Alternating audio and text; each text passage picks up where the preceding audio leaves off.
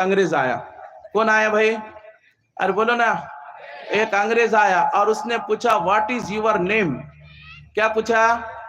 What is your name. अभी गुस्से में था, इन्हें उन्हें उठाया, पत्थर एक मारा और बोला बघितला का माझा नेम।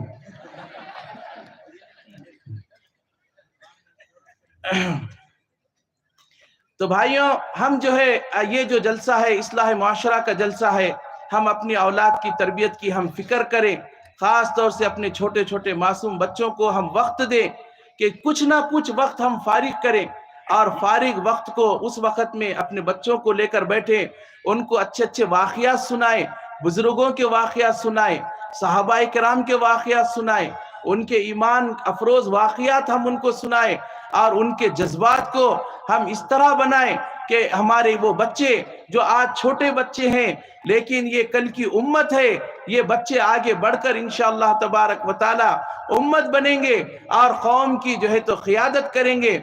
इसलिए हम अपने बच्चों को, अपनी ज़रूरत ये समझे कि अपने बच्चों को वाक़ियात सुनाएं, उलमाए किराम की मजलिसों में हम लेकर जाएं, अल्लाह की दीन की बातें उनको सुनाएं, और नौजवान भी जो है अपने औकात को जो है इस तरह ज़ाय ना करें कि रात दिन मोबाइल के अंदर लगे हुए हैं और रात दिन इस तरह जो है अपने औकात को ज़ाय कर रहे हैं, और कोई कुछ फायदा नहीं है मोबाइल देख के और उसके ड्रामे देख के। कुछ मुसलमानों को जो है तो उसका असर नहीं होने वाला, कुछ भी असर नहीं हो रहा। बड़े बड़े ड्रामे तुर्की वालों ने निकाले, ड्रामे इन्होंने निकाले, ड्रामे कुछ तो भी जज्बात बनेंगे, मगर कुछ जज्बात मुसलमानों के बन रहे नहीं। एक बाप ने अपने बच्चे को पूछा, बेटे कि तू देख ये अर्तगल गाजी का सीरियल रोज देख रहा, 5वां सीजन तूने खत्म करा, कुछ तो भी तेरे अंदर आया क्या? देख वो अर्तगल गाजी खिले पे खिले फतह कर रहा, जमीन पे जमीन फतह कर रहा, तू कुछ तो भी कर। उन्हें बोला अब्बा पूरी तैयारी मैंने करके रखा, खाली एक हलीमा सुल्तान का इंतजाम करो तुम।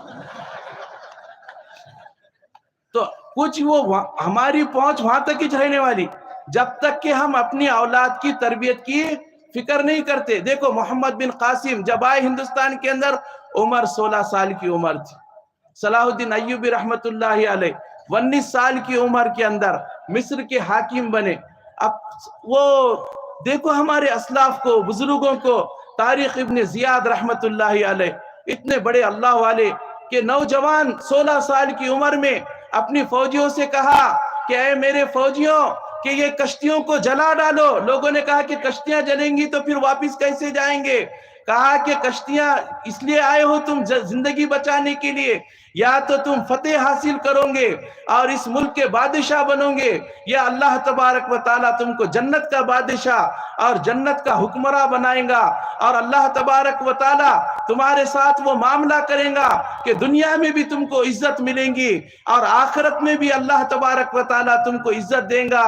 और उन्होंने कहा, अल्लामा इकबाल ने उनके बारे में कहा, जला डाली थी तुमने कश्तियां अंदलुस के साहिल पर, मुसलमान फिर तेरी तारीख दोहराने का वक्त आया। चले थे 313 जहां से तुम मुसलमानों, उन्हीं माजी की राहों पर पलट जाने का वक्त आया।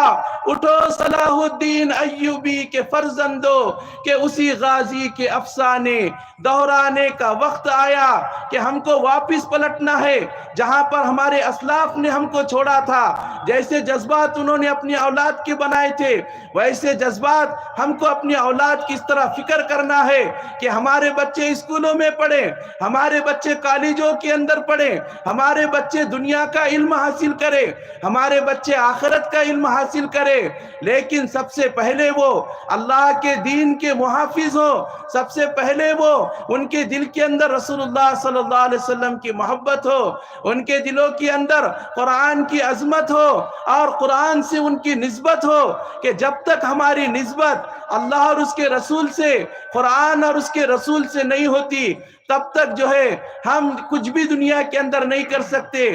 फलस्तीन के हालात हमारे सामने है कि उन लोगों ने 24 लाख की आबादी ने ये तय किया कि हम अपनी औलाद को हाफिज कुरान बनाएंगे।